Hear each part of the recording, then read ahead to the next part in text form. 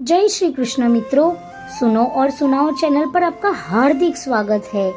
आज की वीडियो में आप जानेंगे कि ब्राह्मण पिंगन और उसकी पत्नी अरुणा को वैकुंठ धाम कैसे प्राप्त हुआ।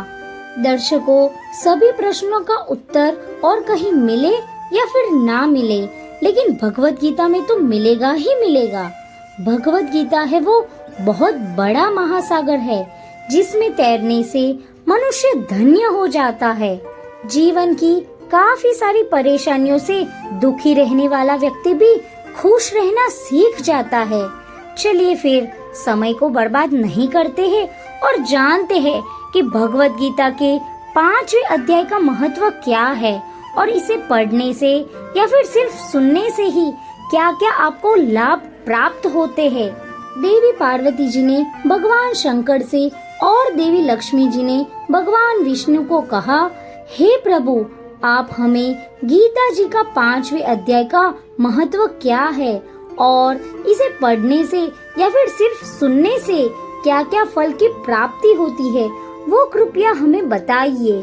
देवी लक्ष्मी जी की और देवी पार्वती जी की आज्ञा के अनुसार भगवान शंकर और भगवान विष्णु ने जो कथा सुनाई थी वही आप ध्यान से सुनिए।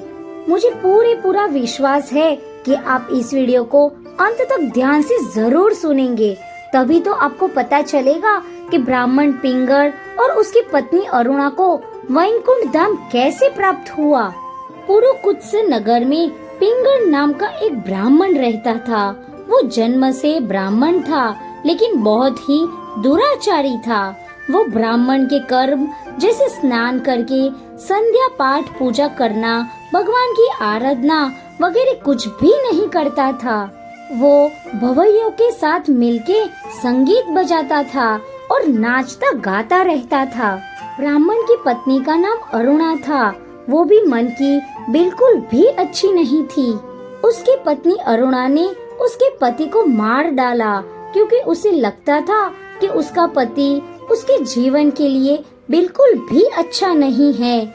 उसे लगता था कि उसका पति उसके मार्ग के लिए बहुत बड़ा कांटा है। आखिर में ब्राह्मण पिंगल यमलोक में गया। यमलोक में कर्म के अनुसार नरक में काफी सारा दुख उसे भुगतना पड़ा। सारा दुख सहन करने के बाद उसका जन्म गीत के रूप में हुआ। कुछ समय के बाद अरुणा को भगंदर का रोग हुआ और फिर उसकी मृत्यु हो गई। यमलोक में कुछ समय कर्म के अनुसार रहने के बाद वो बया पक्षी के रूप में जन्म हुई। एक दिन ये बया गीत की नजर में आई। गीत को पुनर्जन्म याद आया और तुरंत ही वो बया को मारने चला गया। बया को जैसे ही पता चला कि गीत उसे मारने आ रहा है, वैसे ही वो भागने लगी, लेकिन आखिर में तो गीत ने बया को मार ही डाला। दूसरी ओर गीत को एक शिकारी ने देखा, इसलिए शिकारी ने बाण चलाया और गीत भी मर गया। दोनों की हड्डी एक मनुष्य की खोपड़ी में जाके गिरी। सारे यमदूत ये दोनों को यमराज के पास ले गए।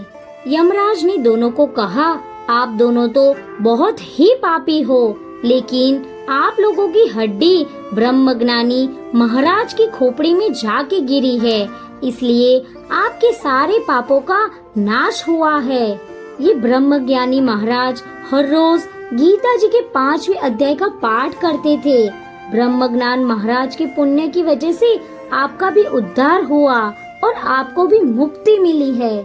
थोड़ी देर के बाद एक विमान आया और वो पिंगल ब्राह्मण और उसकी पत्नी अरुणा दोनों को ही वैकुंठ धाम में लेके चला गया। तो भक्तों, जैसे आपने सुना कि ब्राह्मण और उसकी पत्नी दोनों ही पापी थे, लेकिन फिर भी उन दोनों का उद्धार हुआ। अभी आप समझ गए होंगे कि भगवत गीता के 5वें अध्याय का महत्व क्या है और कितना सारा है। इस अध्याय को पढ़ने से या फिर सिर्फ सुनने से ही आपको अपार लाभ मिल सकते हैं। इसी बात पे आप कमेंट में एक बार जरूर से जय श्री कृष्ण लिख दीजिए। भगवत गीता है वो बहुत बड़ा समुंदर है, जिसमें आपको खोजने से सभी प्रश्नों के उत्तर मिल ही जाएंगे।